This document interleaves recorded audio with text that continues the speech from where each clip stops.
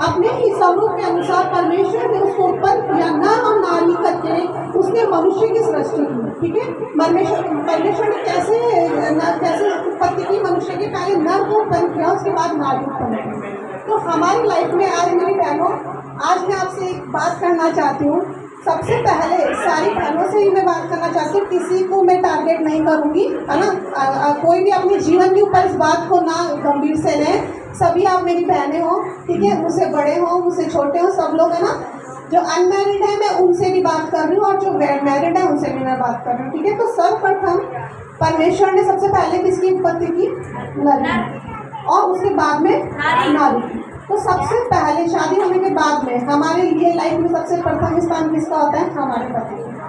हालांकि जन्म हम हमारे माता पिता से लेते हैं, लाइफ में मम्मी पापा का भी हमारा प्रथम स्थान रहता है, लेकिन मैरिज होने के बाद में हमारा प्रथम स्थान हमारे पति को दिया जाता है। ठीक है, और जो सारी डिमांड्स जो होती है पति की वो हमें पूरी करनी पड़ती है, चाहे वो शारीरिक रूप से हो, आत्मिक रूप से हो या मानसिक रूप से हो। सारी चीज़ें हमें हमारी पति की रिक्वायर्ड पूरी करनी होती है। ऐसा नहीं है कि हम हमारे मम्मी पापा को छोड़ देंगे, ठीक है, उनको तो हम मरते दम तक भी नहीं छोड़ सकते हैं। ठीक है, क्योंकि हम पति के द्वारा संसार में नहीं आए, हम मम्मा पापा के द्वारा संसार में आए। तो फर्स्ट प्रायोरिटी हमारे लिए हमारी मम्मी पापा को दी जाएगी। ठीक है, सबसे पहले हमारे लिए हमने प्रभु यीशु मसीह को नहीं देखा, ना ही हमने परमेश्वर को देखा, लेकिन हमने पापा मम्मी को देखा है, तो वो ही हमारे लिए सबसे पहले हमारे परमेश्वर है।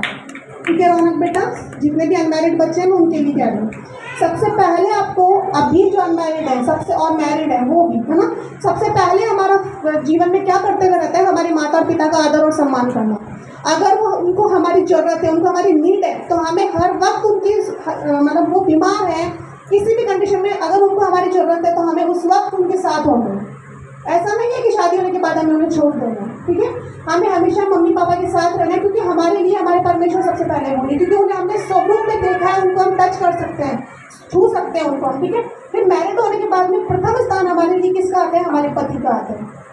ठीक है, आप सभी भाई, सभी बहनें, जितनी भी बहनें यहाँ बैठी हैं, आप सभी बहनें, मैं विश्वास करती हूँ कि आगे जाकर, और अभी भी आप सब अच्छे से परमेश्वर की सेवकाई करते हैं, है ना। तो जितने भी बहनें मेरी, ऐसा नहीं है कि हम लोग सभी बहनें मिलकर ढंग से ही परमेश्वर की सेवा करेंगे, है ना। सभी लोग मिलकर हम मतलब सेवा भी परमेश्वर की बहुत प्रकार की होती है। ऐसा नहीं है कि एक प्रकार की सेवा होती है, सेवा बहुत सारे प्रकार की होती है। कोई ढंग से सेवा करता है ना, कोई बहुत सारे, मतलब किसी के बच्चे होते हैं तो वो बड़े होकर अपनी, मतलब बहुत सी माँ ऐसा होती है कि बड़ी हो, मतलब ऐसा सोचती है मन में कि मेरा बेटा बड़ा होगा, अभी जैसे जोशुआ बड़ा होगा, अभी उन्होंने अपने मन में ये सोच रखा है कि जैसे जोशुआ बड़ा होगा अपने परमेश्वर की सेवा के लिए इसको परमेश्वर को डोनेट करूँगी, है ना। तो अब ये कैसे सेवा करेंगी? अपने बेटे को देकर, जैसे हमारी मम्मी जी ने अपने पहलौटा, अपना ज्येष्ठ बेटा देकर उन्होंने परमेश्वर की सेवा की, है ना। अभी हमारी टीचर क्लास सिस्टर है ना, ये कैसे परमेश्वर की सेवा करती है? ये पूरे शारीरिक रूप से परमेश्वर की सेवा करती है ना। और जैसे हमारी मम्मी जी है, ये कैसे सेवा करती है परमेश्वर की? दिल से, तन से, मन से, धन से सेवा करती है। तो सेवा भी परमेश्वर की काफी प्रकार की होती है ना। तो आइए हम स्त्रियों के विषय में सेवा की बात करेंगे, है ना। सेवा कितने प्रकार की होगी? 7 प्रकार की सेवा बाइबल में दर्शाई गई है ना। पहले हम निकालेंगे मत्ती 20 का 20। रौनक पढ़ना है मत्ती 20 का 20। तब जब्दी के